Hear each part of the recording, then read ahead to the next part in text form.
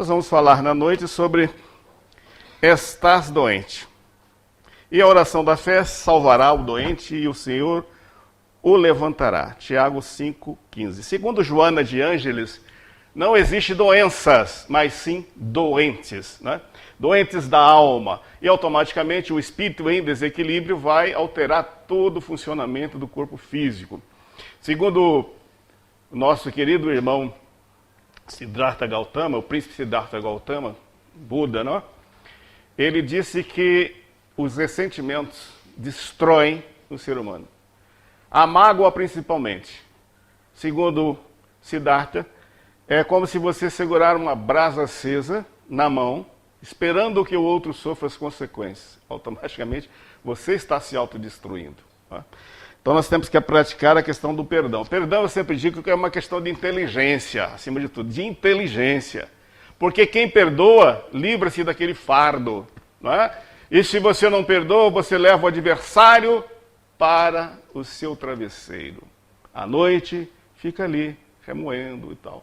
Jogando dardos mentais negativos, que automaticamente, se ele tiver uma faixa vibratória mais elevada, você está recebendo tudo. Não compensa, né? Perda de tempo. Por isso que Jesus nos ensinou que amar a Deus sobre todas as coisas e o próximo como a si mesmo está contido toda a lei e os profetas. Portanto, uma lei de amor.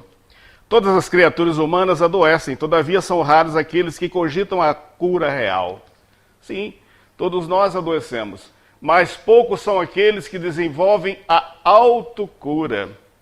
Lembrando que todas as passagens que Jesus curava, ele diz, vá, que a sua fé o curou, não peques mais para que não te aconteça o pior. Ou seja, volte a enfermar-se novamente.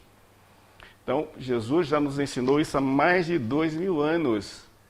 Nós temos a capacidade de nos medicarmos e também de nos curarmos. Se te encontras enfermo, não acredites que a ação medicamentosa através da boca ou dos poros se possa restaurar integralmente. Então não basta só os remédios alopáticos. Nós temos que fazer a nossa parte. Tem diferenças, por exemplo, de pessoas adoentadas com o mesmo sintoma e serem internadas talvez no mesmo hospital, e um tem uma recuperação rápida, enquanto o outro perdura por muito tempo. Né? Por quê? Está no seu interior. Primeiro, também tem que ser merecedor, obviamente, está dentro das leis de causa e efeito, nós entendemos perfeitamente isso, mas a vontade, né, de se libertar daquele mal. O comprimido ajuda, a injeção melhora, entretanto, nunca te esqueças de que os verdadeiros males procedem do coração. Eu estava até falando esses dias, as pessoas se preocupam muito com estética, né?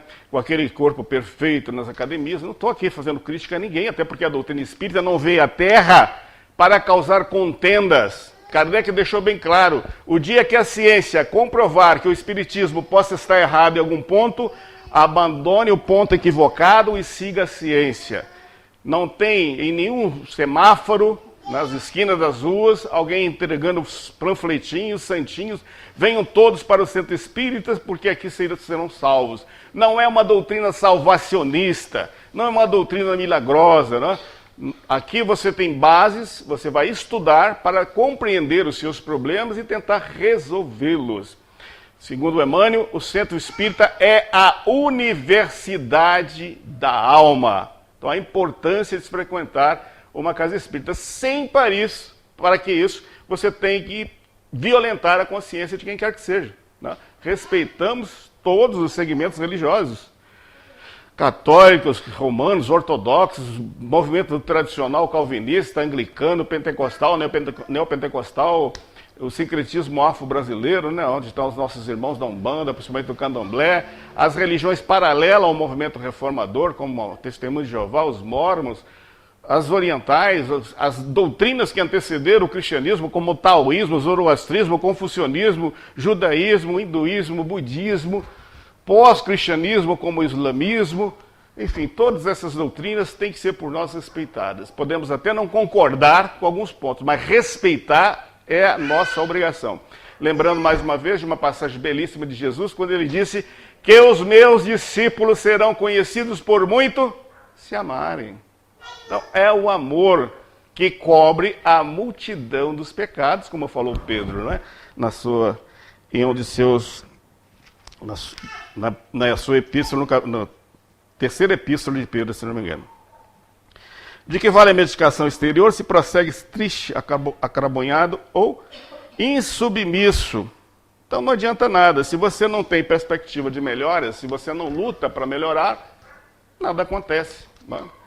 Nós temos que fazer a nossa parte. Ajuda-te que o céu te ajudará.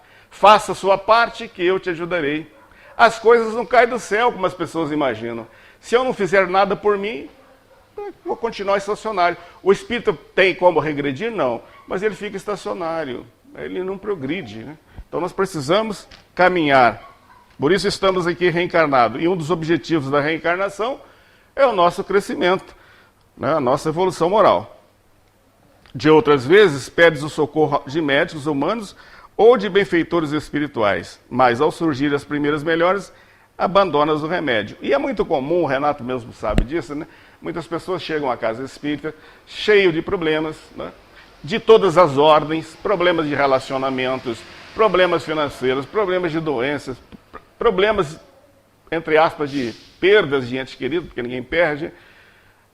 Ele chega totalmente desequilibrado. Então, os trabalhadores da casa, né, se juntam a ele, vai esclarecê-lo, explicando que a vida continua além do túmulo, que esses problemas transitórios, eles são temporários, enfim, tudo vai melhorar. Ele começa a se interessar pela doutrina. Uns, então, entram numa empolgação, né, grandiosa. Aí procuram leituras, começam a ler, se sentem bem equilibrados e, se mandam. Mas isso não acontece só no movimento espírita, acontece nas igrejas evangélicas, acontece nas igrejas católicas. O que acontece? Lembrando, tudo que a gente fala, a gente tem que colocar os exemplos de Jesus. Aqueles 10 leprosos, só um voltou para agradecer. E por incrível que pareça, era um estrangeiro, né? que era um samaritano. E Jesus pergunta, onde estão os outros 9? Se sentiram bem ali, voltaram a cometer os mesmos erros de ontem. Vão enfermar-se, vão todos eles enfermar-se novamente. Vão passar pelos mesmos problemas e até às vezes mais complicados. Né? Então nós temos que fazer a nossa parte. E isso serve até mesmo nas cirurgias aqui dos médicos encarnados. Você tirou um tumor. O médico vai te recomendar, olha, a partir de hoje você segue uma dieta tal, né? Evite esses alimentos que pode trazer problema. As primeiras semanas a pessoa vai tranquila, o primeiro mês, daí a pouco ele entra no ritmo da vida antiga, consequências, volta todo o problema de novo. Então, por isso que Jesus disse, vá que a sua fé o curou, não peques mais para que não te aconteça o pior. Ou seja, não venha novamente a passar pelos mesmos problemas. De outras vezes, pede socorro aos médicos humanos ou de benfeitores espirituais, mas ao surgir os... abandona os remédios ou conselhos salutar e volta aos mesmos abusos que conduziram à enfermidade. Então as pessoas voltam novamente a enfermar-se. Como regenerar a saúde se perdes longas horas na posição da cólera ou do desânimo? A indignação rara, quando justa e construtiva no interesse geral, é sempre um bem quando sabemos orientá-la em serviço de elevação. Contudo, a indignação diária, a propósito de tudo, de todos e de nós mesmos, é um hábito pernicioso e de consequências imprevisíveis. Olha, às vezes se pergunta no meio espírita, você não pode sentir raiva, né? Olha, eu não pensei que espírita é tão bonzinho assim, porque a coisa não é bem desse jeito, né?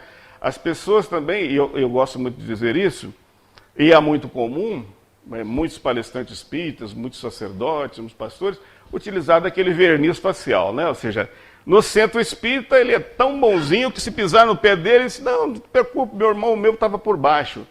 Saiu ali fora, problema no trânsito. O primeiro fechamento no trânsito, as garras do homem velho, né? Volta, vem todas ali à tona. No lar é um tirano doméstico. É um hipócrita, né? Isso é verdade, é uma hipocrisia, né? Vem lá do grego, hipocrisia. Então é o seguinte, as pessoas representam. Agora, você não pode sentir raiva? Pode. Somos humanos. Óbvio que a gente pode. Naquele primeiro momento, a pessoa foi desagradável com você, você não tem aquela paciência de Jó, você não está à altura ainda de um Chico Xavier, né? Chegamos lá, Maria Teresa de Calcutá, Gandhi, quantas cusparadas no rosto Chico Xavier tomou. E nem revidava, via nele um ser infeliz, um sofredor, um doente. Porque todo agressor é doente. Isso é uma coisa básica, lógica. Mas nós não estamos nessa condição evolutiva de nosso querido Chico. E é natural que a pessoa, num determinado momento, sinta raiva, sim, é normal. Mas passado o momento, delete da sua vida. Ore, se acalme e pense o melhor e deseje o melhor para ele. E Kardec vem, no Evangelho segundo o Espiritismo, explicar detalhadamente como se procede no perdão. Às vezes as pessoas assim, perdoar é esquecer definitivamente. Negativo. Eu tenho memória. Olha, é só se deletar a minha memória, apagar. Alguém entrar aqui e dizer, eu tenho memória, vou lembrar. Só que não vai mais me afetar. Aquilo é banal. Mas lembrar, não tem problema você lembrar, desde que aquilo não te afete mais. E você não vai ter a mesma afinidade com aquele que te prejudicou, com um amigo que se conhece. Óbvio que eu não vou ficar ali abraçando aquilo, mas o que é o perdão segundo Kardec? Perdoar os inimigos como Cristo afirma. É você não desejar mal a ele, é você orar por ele, é você torcer que ele progrida, né, que ele tenha êxito. Isso é o perdão bem explicado aqui no Evangelho segundo o Espiritismo. E as pessoas acham que por nós sermos espíritas, a gente não pode sequer lembrar de uma ofensa. Não tem problema lembrar. Você não pode sentir aquilo que você sentiu antes. Você não pode, novamente, passar pelo mesmo processo de desorganização espiritual e física. O desalento, por sua vez, é clima anestesiante que entorpece e destrói. O que falar da maledicência ou da inutilidade com as quais despendes tempos valioso e longo em conversação infrutífera, extinguindo as tuas forças? Olha, as famosas fofocas aí, né? Como tem pessoas. E o espírita, eu acabei de falar, é louvável isso no meio espírita. Ninguém prega a religião para o outro, ninguém fica ali violentando a consciência do outro, né? Nesse aspecto é maravilhoso. Agora entra danada da política, começa aí a fazer uma mistura de carimbó, ou seja, começa a trocar farpas, a ter inclusive inimizades que não deveria nunca acontecer. Se nós sabemos que estamos aqui de passagem, que somos espíritos ainda imperfeitos, mas destinados a uma perfeição relativa, nós devemos respeitar as ideias do outro, desde que ele também não interfira e você da mesma forma. Então, eu procuro evitar esses problemas, porque se a gente utiliza no meio religioso, com relação à doutrina religiosa, por que nos outros aspectos não é? Deveríamos fazer as mesmas coisas. É o que a doutrina espírita nos aconselha. Que gênio milagroso te doará o equilíbrio orgânico, se não sabes calar nem desculpar, se não ajudas, nem compreendes, se não te humilhas para os desígnios superiores, nem procuras harmonia com os homens. Olha, tem pessoas difíceis de relacionamento, né? Você o encontra, ele está sempre carrancudo, sempre de mau humor, às vezes te responde muito mal, as pessoas automaticamente afastam. E tem aquelas pessoas que todos querem estar por perto, né? Porque a aura dela é maravilhosa. Dizem que Chico Xavier, eu não tive a oportunidade de conhecê-lo, mas as pessoas que frequentavam, quem é o encontro dele, alguns metros lá fora da casinha dele já sentia aquela paz interior fora do normal. Automaticamente também pelas companhias, né? Dos bons espíritos. Eu já conversei com o Divaldo Franco, então quando ao cumprimentá-lo, você sente assim algo bem diferente. Com certeza a Joana de Anjos estava ali por perto. Então, essas pessoas te fazem bem, né? Faz bem e você quer ficar próximo. E aquelas pessoas carrancudas, normalmente as pessoas afastam. Há casos, inclusive, ela está vindo para uma calçada, a pessoa muda de lugar. Ele, como militar, sabe muito bem, né? Já tivemos muito companheiros dessa natureza, de que difícil dentro de relacionamentos, as pessoas acreditam naquilo como se fossem levar daqui. E nós não levaremos nada a não ser os vícios e as virtudes conquistadas. Títulos, honrarias, pertencem ao planeta. Quando Jesus disse, não se turbe os vossos corações, credes em Deus e também em mim, há muitas moradas na casa de meu Pai, se assim não fosse, eu não os vos teria dito. Vou preparar o lugar, voltarei para vós. Isso quer dizer que os espíritos, eles vão para as diversas moradas da casa do Pai. O corpo vai retornar ao pó de onde ele é oriundo, como fala Jó no Velho Testamento. Francesco Giovanni Pietro de Bernardone, que nasceu na Úmbria no século XII, no ano de 1184, foi um dos maiores vultos do cristianismo do século XII. Associaram a cidade ao seu nome, Francisco da cidade de Assis, Francisco de Assis, o São Francisco de Assis da Igreja Católica e o Francisco de Assis para nós, né, esse belo exemplo de ser humano. E ele disse em certa feita de que o espírito nada mais é, que o corpo nada mais é de que o jumentinho que transporta o espírito. É um meio de locomoção enquanto estamos aqui encarnados. Ao regressarmos à casa verdadeira, que é a pátria espiritual, nós vamos e deixamos aqui a nossa vestimenta grosseira, que é um aguilhão que nos prende aqui temporariamente para o nosso aprendizado.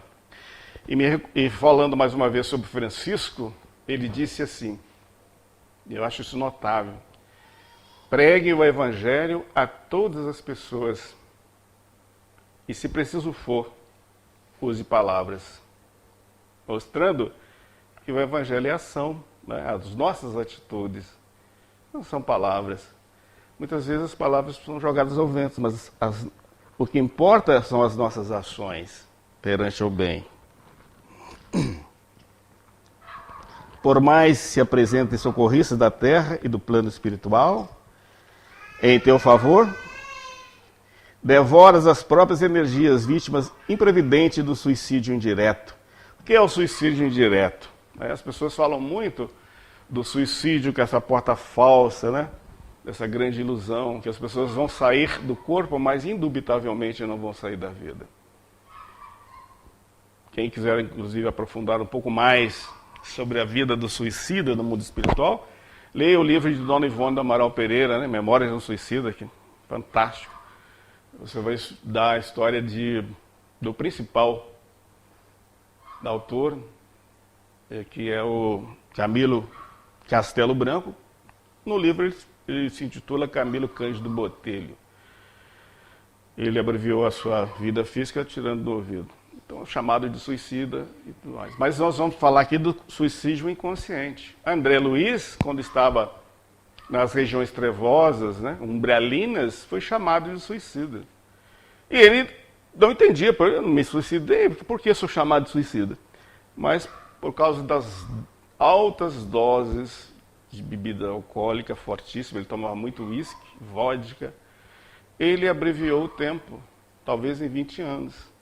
Isso é um suicídio inconsciente. As pessoas vão se matando pelo tabagismo, pelo alcoolismo, por drogas, uma série de coisas. Drogas que inclui todas, né? Excesso de medicamentos. Quer dizer, você vai se matando lentamente. Digamos que foi programado para ficarmos aqui 80 anos. Aí a pessoa desencarna com 60.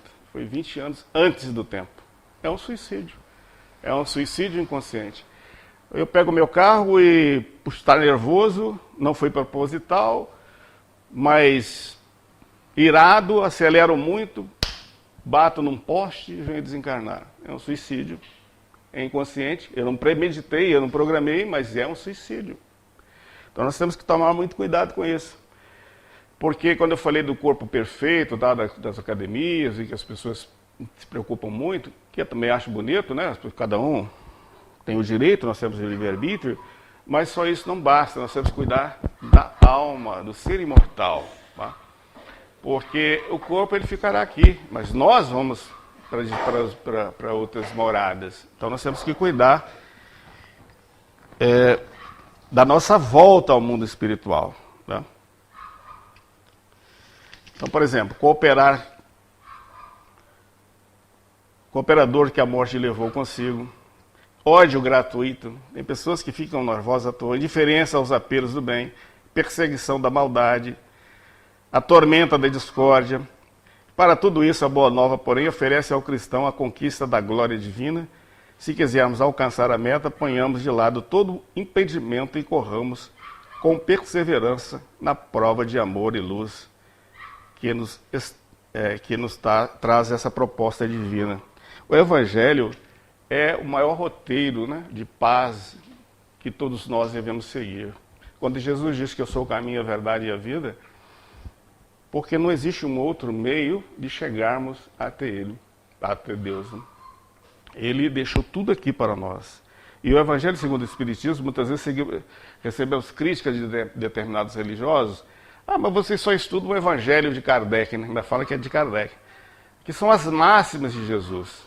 O maior código de moral universal. E aqui está a máxima para que o espiritista siga. É um meio de você se orientar, né? Então a doutrina espírita é o consolador prometido por Jesus, é o cristianismo redivivo, cristianismo na sua pureza. Todas as casas espíritas, vocês que acredito que todos devem ser espíritas, todos são espíritas, estão vindo pela primeira vez? Tem alguém vindo pela primeira vez aqui? Não, né?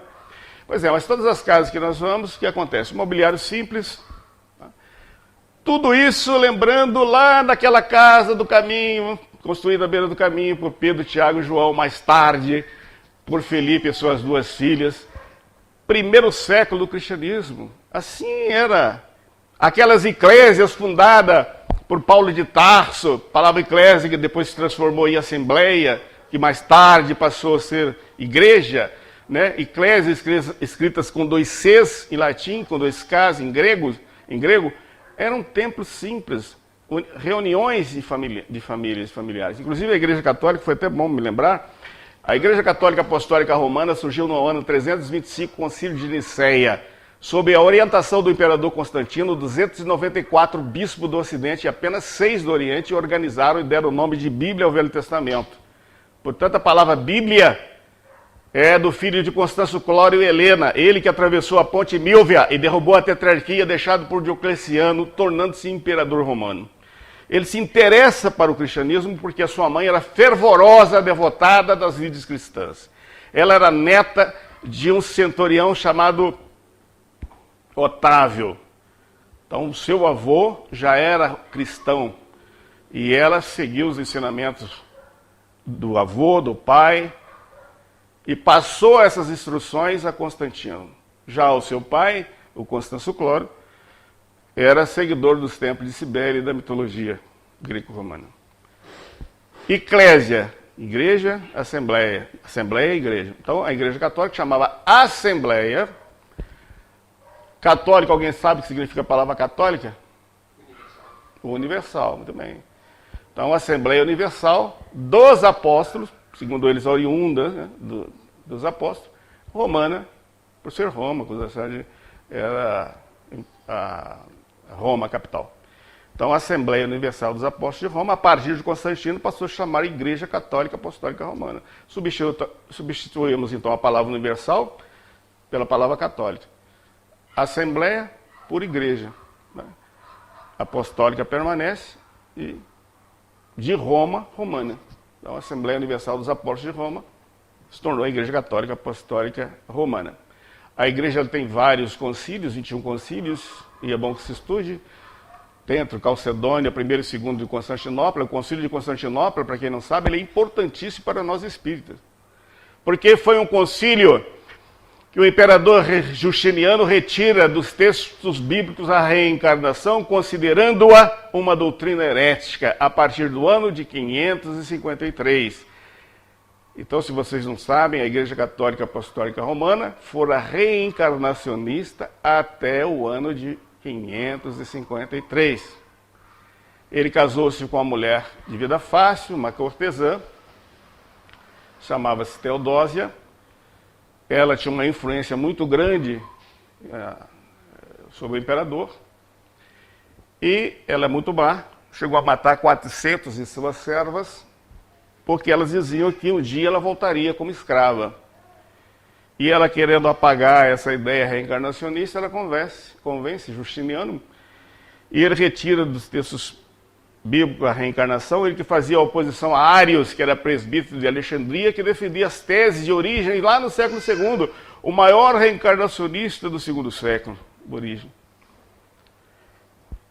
Ele prende o Papa Virgílio, o Papa ficou preso 8 anos, e ele edita o concílio. Então é um concílio que não foi feito pelo Papa.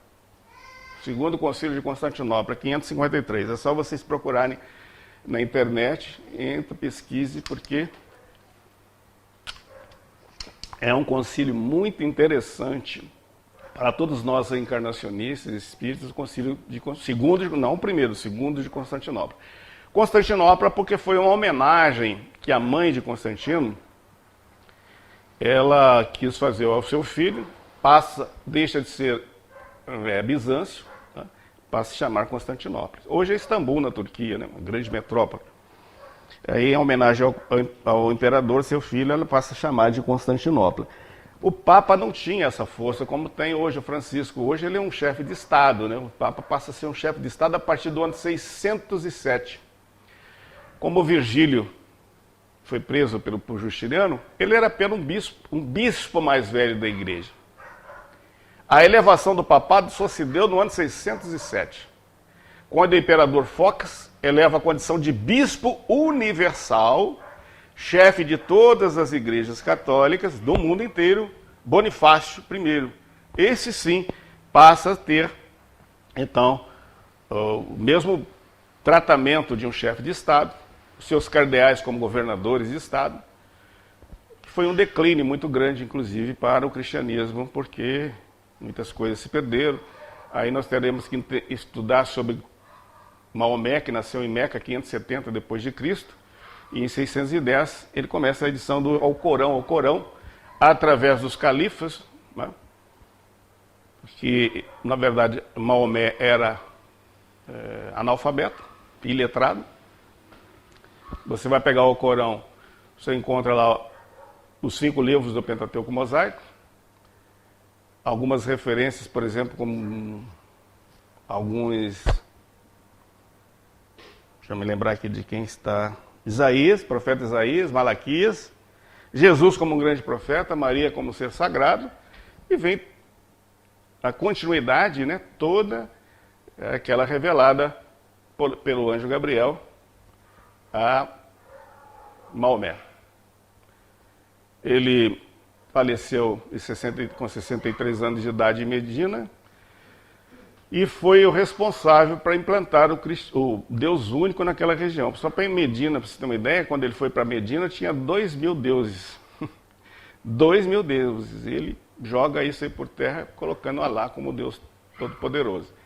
Mas exatamente veio tudo isso, por quê? Para tentar, de alguma maneira, frear, né, o papado que estava destoando, né, saindo completamente dos ensinamentos cristãos. Aí depois nós tivemos a partir de 1189, a 1089, a primeira cruzada, né, com o Papa Urbano II, depois Inocêncio III e até a Sétima Cruzada.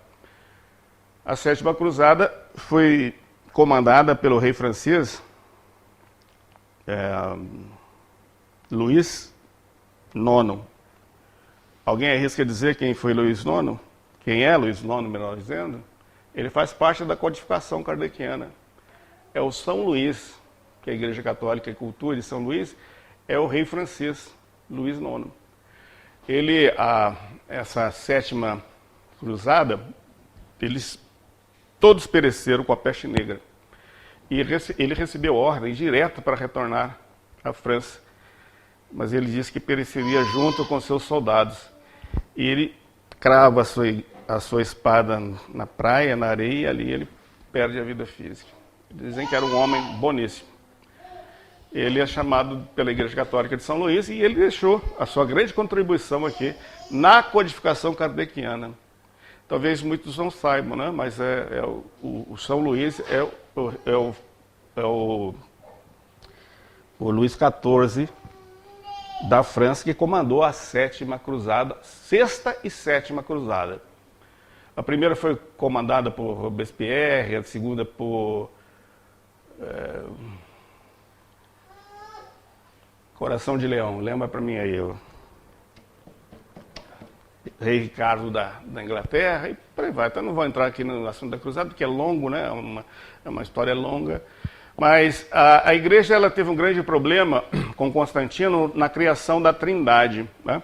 Baseado na crença hindu, onde nós temos Shiva, Vishnu e Brahma, na egípcia, Horus, Osíris e Ísis, Constantino, para atrair o povo para o seio da igreja cristã nascente, ele cria um Deus trino. Deus sendo Pai, Jesus sendo Filho e o Espírito Santo. Porque ele tinha que criar alguma coisa para atrair os romanos que acreditavam em vários deuses. Esse foi o grande problema de Constantino.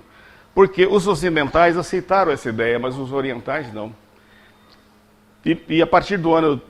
E não foi ele que consegue colocar a Igreja Católica, o cristianismo, como religião oficial do Império. Ele foi o primeiro. Mas só no ano 381 que o imperador Teodósio ele vai oficializar, né, a Igreja como representante do Império Romano. E a partir de Teodósio nós vamos ter dois impérios, Ocidente e Oriente. Ocidente, capital Roma, Oriente, capital Constantinopla. Além de Constantinopla estar em franco desenvolvimento, de uma guerra política, uma disputa política, mas o problema vem a Trindade. Porque os orientais não admitiam, em hipótese alguma, a Trindade. Jesus é Jesus, Deus é Deus. Não. E isso houve uma ruptura. No ano de 1184, o patriarca Miguel Celulário rompe com o alto clero romano e passa, então, a partir dali, meados do século XI, a igreja se denominar como Igreja Católica Apostólica Ortodoxa Grega. Então, a Igreja Ortodoxa. A diferença da Igreja Ortodoxa para a Igreja Católica é que os padres, sendo casados, tendo família, qualquer um pode ser seminarista e ser padre da igreja. Não tem nenhum problema. Só não pode, depois de ordenado, a casar. Mas, sendo casado e constituído família, pode ser padre, não tem nenhum problema. Não reconhece a figura do Papa, e sim do patriarca. E essa disputa entre eles, ela perdurou por muitos séculos. Só no ano que eu nasci, porque em 1964, é que o patriarca Antenágora teve um encontro com o Papa Pio VI e desfizeram aqueles problemas. Passaram a ter uma relação próxima. Tanto é assim que o católico romano, quando estiver num país que só tem a igreja ortodoxa, ele pode assistir a missa livremente e vice-versa. Se um católico ortodoxo chegar aqui no Brasil e só encontrou a igreja católica romana, ele também vai assistir a missa porque é o mesmo rito, né, que eles têm. Os sete primeiros concílios da igreja permanecem únicos entre as duas e a partir da ruptura cada um tem os seus. Né? Isso foi o primeiro grande cisma da Igreja Romana. O segundo grande cisma da Igreja acontece com a Reforma de Lutero. No dia 14 de agosto de 1483, na cidade de Eisleben, na antiga, hoje Alemanha, esse jovem nasce. Ele vai dar origem a todo o movimento reformador, na antiga Saxônia. Aos 17 anos de idade, o raio fere mortalmente seu companheiro de infância. Ali ele entendeu que era um chamamento à fé religiosa. Os pais queriam que ele fosse militar, mas ele tendenciou aos ensinos cristãos. Aí ele entra para a ordem dos agostinianos. A Igreja Católica tem várias ordens. Seguidores de São Francisco, franciscanos, né? São beneditos, beneditinos. Então, seguidor de Agostinho de Hipona, filho de Mônica, né, o famoso Santo Agostinho, que todos nós conhecemos, aquela passagem que está lá na última questão do Livro dos Espíritos, conhece-te a ti mesmo, né, e ele passava em revista todos os dias o que ele fez, o que ele poderia melhorar para o dia seguinte, ele que recordava um sábio da antiguidade, e esse sábio da antiguidade era Sócrates. Se tornou uma pessoa, ele que foi um jovem totalmente translocado, tinha vontade de ter relações íntimas com a própria mãe, mas tornou um exemplo dentro do cristianismo. Ele tem uma ordem, essa ordem dos agostinianos. E Lutero, então, entra para a ordem dos agostinianos. Tem um problema seríssimo com o Papa Júlio II, que é aquele Papa que andava montado, usava um fardão. Mas os problemas de Lutero agravam por volta de 1520, quando o Papa assume, substituindo o Júlio II, Leão X, aquele que vendia as chamadas indulgências, né, que assegurava tanto a salvação do vivo quanto do morto, para a salvação. Então Lutero escreve 95 teses contra a igreja, ele que já era bispo, e foi excomungado. Quando Carlos V assume o trono alemão, obriga todos os príncipes a retornar ao catolicismo, eles protestaram, daí surgiu o protestantismo, a nova doutrina, que Lutero baseou na epístola do apóstolo Paulo aos Romanos, que o justo viverá pela fé, que eu discordo completamente de Lutero a respeito, porque o próprio Paulo de Tarso vai falar na sua epístola, a primeira epístola aos Coríntios, no capítulo 13, né, sobre ainda que eu falasse a língua dos anjos e dos homens, finalzinho, e hoje permanece a fé, a esperança e o amor, ou caridade como queira, mas a maior delas é o amor. E Jesus falou do amor. Mas para ele, se salva pela fé. É uma interpretação de Lutero. Esse movimento foi de grande repercussão na Europa. João Calvino adota essas ideias de Lutero, cria um movimento calvinista, e dentro do movimento calvinista, que eles aceitam a predestinação, também falada pelo apóstolo Paulo, a maior igreja calvinista é a igreja presbiteriana, fundada por John Knox na Escócia em 1560. Aí esse movimento vai para a Inglaterra. O rei Henrique VIII, ele foi forçado a casar com a sua cunhada, tá? Porque Arthur, seu irmão, morre em combate. E o pai o obriga ele a casar com Catarina de Aragão, que era uma princesa da Espanha, sobrinha de Carlos V da Alemanha. Eles casavam entre si, né? Os reinos ali. O patriarca tinha um problema sério de consciência, porque ele era muito religioso. E em Eclesiastes, no capítulo 22, diz assim: todo varão que desposar a esposa de seu irmão, comete com ela imundície, e eu, Senhor, seu Deus, virarei minha face. Óbvio que nós estamos falando de Jeová, do Velho Testamento, mas ele tinha essa convicção. E ele tentou de todas as maneiras separar de Catarina de Aragão. Ele tentou com o Papa Júlio II, não conseguiu. Ele tentou com Leão X, também não foi possível. Ele tenta então com o terceiro Papa da Reforma, que é o Paulo III. Quando ele viu que não tinha as mesmas condições, ele apaixona por Ana Bolena. Aí naquela paixão louca por aquela mulher, ele abandona a Catarina de Aragão e vai viver com Ana Bolena e adota as ideias de Lutero, criando ali o movimento anglicano, o anglicanismo, né? Esse movimento vai para os Estados Unidos da América, baseado no capítulo 2 de Atos dos Apóstolos, quando Lucas escreve aquele fenômeno de Pentecostes, de falar línguas estranhas.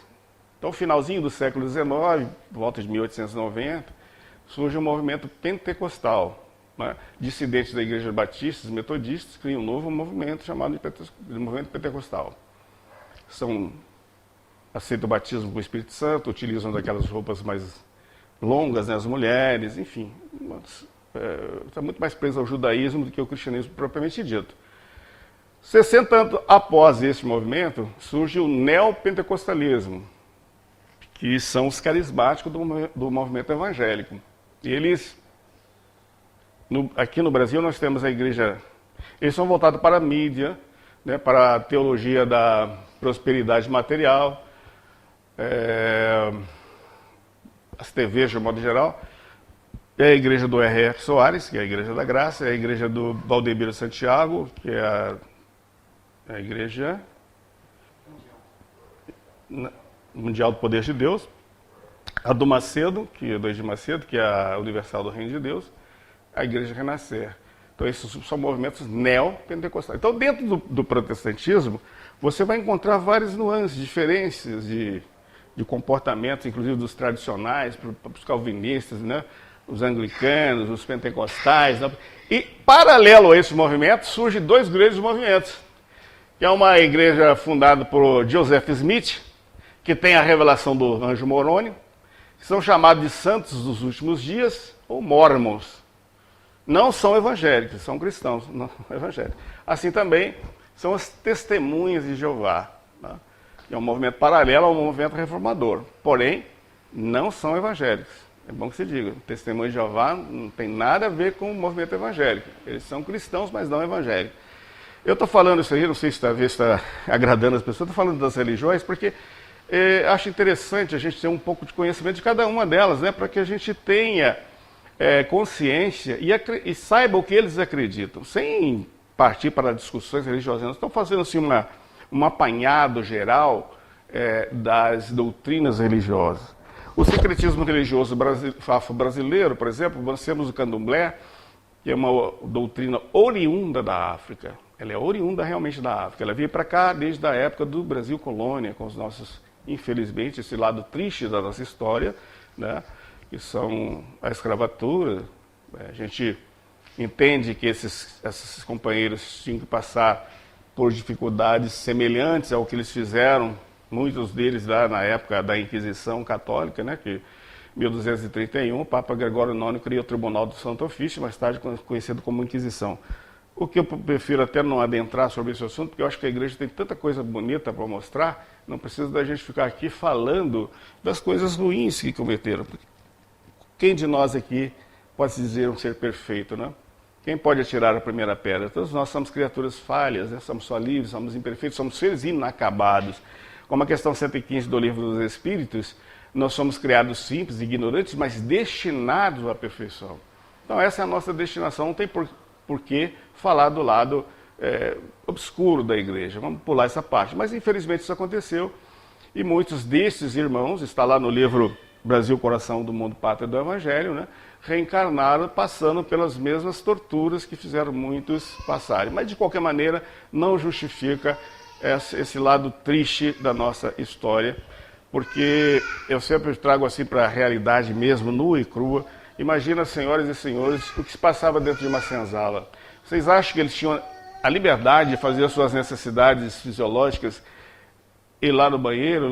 Não, era tudo ali. Ali eles procriavam, ali eles defecavam. Pior do que seres irracionais. Então é uma tortura que nem vale a pena comentar. Esse é um lado muito triste da nossa nação, infelizmente, né? Graças a Deus que as coisas estão mudando, porque hoje eu estou branco, mas pode voltar amanhã na pele escura. Nós estamos passando aqui pela Terra, né? Então, nós não somos, nós estamos. Eu estou branco, mas não sou. Não. Mas, então, voltando a essa triste história, veio para cá os nossos queridos do movimento afro, que é o pessoal candomblé, né? E mais tarde surge a Umbanda. As pessoas confundem espiritismo com Umbanda, nada a ver, né?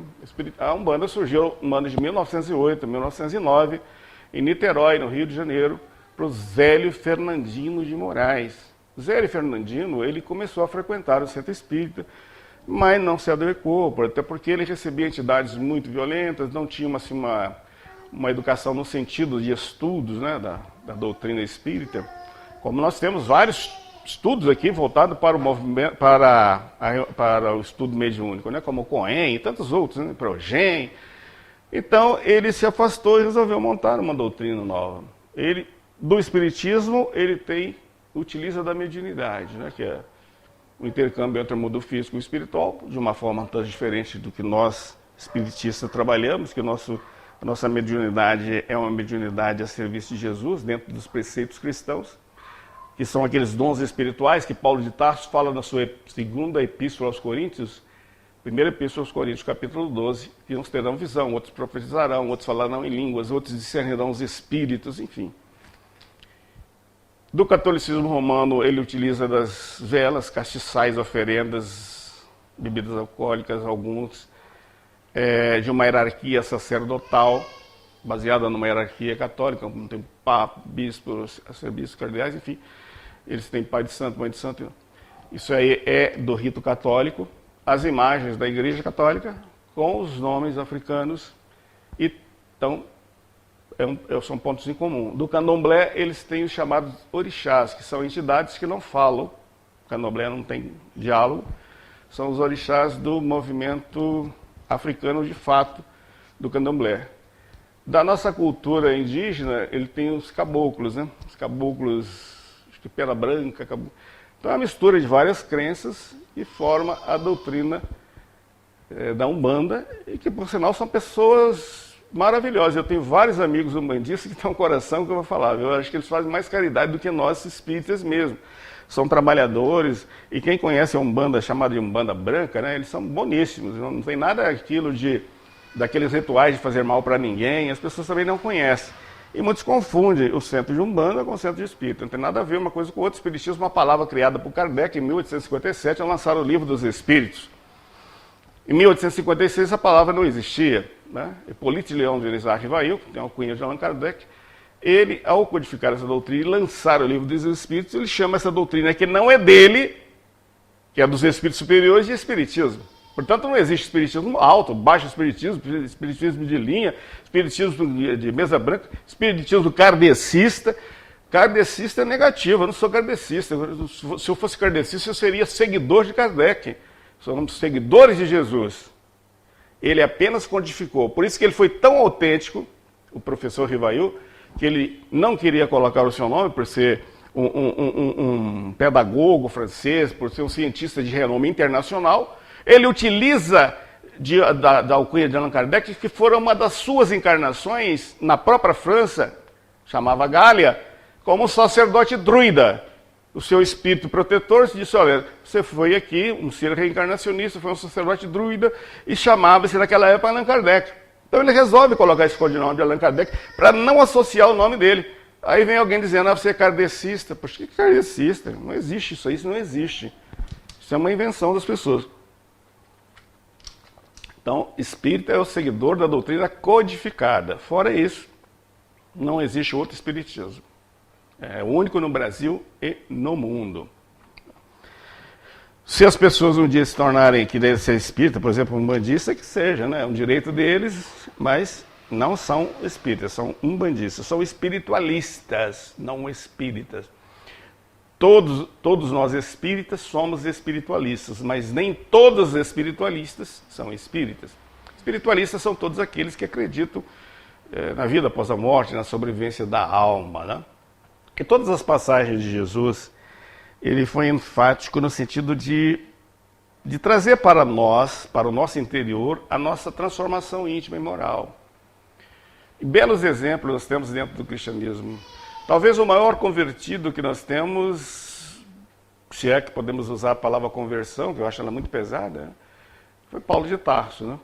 Ele que nasceu na cidade de Tarso, que na Grécia, mas que pertencia ao domínio romano, tinha cidadania romana, competidor de bigas, né? Um atleta. Para quem não sabe, ele só vê aquele filme Ben-Hur, né? Quando estava naquelas bigas, naquelas competições de cavalos. Ele era um atleta riquíssimo, família quinhoada, judeu, família judia, estudioso, o ser mais inteligente da sua época. Ele estudou, foi discípulo de Gamaliel, um grande judeu, um rabino fabuloso, que deixou inclusive uma escola rabínica, né? Lá, recebe do Sinédrio as chaves, se tornando a maior autoridade farisaica da sua época, perseguidor implacável do cristianismo, e às portas de Damasco, ao cair do cavalo, nós podemos usar a montaria, ou podemos usar, por exemplo, caiu em si, né? Porque quando se cai do cavalo, você, opa, estava errado. E a resposta para Jesus, ele disse, né? O que queres que eu faça? Olha só, tamanha sua cultura, o seu interior, o que queres que eu faça? Se tornando aí o apóstolo da gentilidade. O que ele deixou para nós de exemplo, deixar o ponto de dizer que, certa feita, que não sabia se é ele que vivia ou se é o Cristo que vive em mim. Né? Tamanha interação e ligação dele, Paulo de Tarso, a Jesus de Nazaré. Após o seu desencarne, na Vila Ápia, no ano 71 da era cristã, quando ele foi para Roma, condenado por chefe dos pretorianos, tigelinos, né? E o algoz ia ceifar a cabeça. Ao olhar nos olhos penetrantes de Paulo, ele tremeu, ele ordenou: cumpra a ordem que foi dada ao soldado. E ali foi decapitado. E já foi recebido por Abigail, né, por Jezeel, que foi chamado de Estevão, e pelo próprio Jesus. Então é belíssima a história de Paulo de Tarso também, é só estudar o livro Paulo e Estevão. O cristianismo ele teve muitas perseguições durante todo o seu nascimento, o século I, né? Nós tivemos o primeiro triunvirato romano, depois do segundo, a partir do segundo, nós tivemos o imperador Otávio, Caio Júlio César Otávio, depois nós tivemos o grande destruidor de Roma, que estava inclusive na época da crucificação de Jesus, que era Tibério César, assassinado por Calígula. De Calígula nós vamos ter Cláudio, de Cláudio Domício Nero, de Nero, final de 68, de 68 ele se mata, e em 69 Roma teve 4 imperadores romanos. 4 imperadores num ano. O general Galba assume interinamente o Império Romano, foi assassinado pelo general Otão. Otão suicida-se, vem Vitélio, mas Vitélio não conseguiu segurar as tropas comandadas por Vespasiano, que estava na Palestina, e deixa seu filho Tito ao comando da Palestina. Tanto é que nós tivemos aquela guerra romano-judaica, onde o Templo de Salomão foi destruído no ano 70, definitivamente, pelo filho de Vespasiano, o general Tito. E Vespasiano vai de 69 a 79, começou a construir o Coliseu, terminou com Tito. Tito vai de 79 a 81, e de 81 a 96, Domiciano, que foi um ser terrível da dinastia flaviana, ele mata o apóstolo Tiago e bane definitivamente o apóstolo João para o mar Egeu, para a ilha de Patmos, onde ele vai escrever Revelação ou Apocalipse aos 99 anos de idade, não podia mais voltar. E depois, a partir de então, termina as dinastias e começa os imperadores a serem os grandes generais, né? Até o fim do Império Romano. Então a história passou em vários pontos e hoje nós temos a felicidade de estarmos aqui no Cristianismo Redivivo. Tudo prontinho, tudo mastigadinho para nós. As obras da codificação aqui estão. O Livro dos Espíritos é a coluna vertebral, né? É o esteio, a nascente da doutrina espírita. E o Evangelho é aquilo que devemos praticar. O Evangelho não deve ser falado, ele deve ser, né, trabalhado em nós, interiorizarmos e colocarmos em prática. Essa deve ser a postura de todos nós cristãos. Meus queridos, foi um prazer muito grande conversar com vocês. Eu não sou um grande palestrante, eu só falo. Eu trabalho na Rádio Clube FM 87,9 e apresento o programa Espiritismo Está no Ar, de segunda a sexta, desde 2014. Eu fui para a reserva do Exército em 2013, em 2014 eu resolvi procurar algo a fazer, porque tinha 49 anos só, estava bem jovem, assim, poxa vida, tem que fazer alguma coisa, né? Aí um amigo me convidou para participar, ele queria montar um programa espírita, e logo a seguir ele deixou o programa, até que numa reunião mediúnica, a missão era sua, tinha que ser minha. E estamos no ar de segunda a sexta desde 2014, completamos dia 14 de novembro agora, 8 anos no ar. E depois passamos também a transmitir o programa através do YouTube. É só entrar no YouTube e digitar lá, O Espiritismo Está no Ar. Vocês encontrarão vários programas, inclusive do dia.